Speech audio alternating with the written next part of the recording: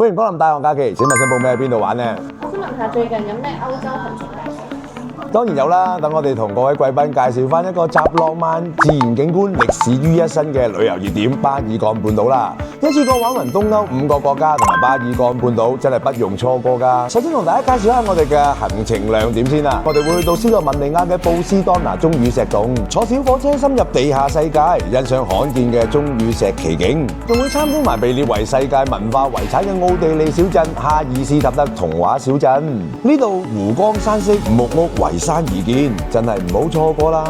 然後會去到克羅地亞嘅16湖國家公園，佢有歐洲九寨溝之稱，上湖區加埋下湖區，一共有16個湖泊，層層相連，春夏秋冬都可以欣賞到唔同嘅景色。我哋會包埋入場，慢慢行，慢慢影相，仲會登上碧湖城堡，居高臨下，俯瞰碧湖全景，仲要背靠阿爾卑斯山脈，風景一流啊！到咗匈牙利嘅布達佩斯多瑙河，我哋會包船飛遊船河，欣賞沿途兩岸風景。捷克嘅布拉格古堡，我哋一樣會包埋入場啊！呢座城堡係世界上最大嘅古城堡建築群之一，佢分為3個庭園，入邊有哥德式嘅聖維特教堂，有7彩玫瑰窗花等等嘅特色建設。企喺城堡嘅高處，仲可以俯瞰成個布拉格舊城區添啊！我哋大學假期全程有香港領隊陪同出發，安排貼心，唔使煩惱交通同埋語言障礙嘅問題。如果各位貴賓都想欣賞歐洲最美一面嘅話，或者嚟到我哋大學假期報名，我哋一齊出發啦！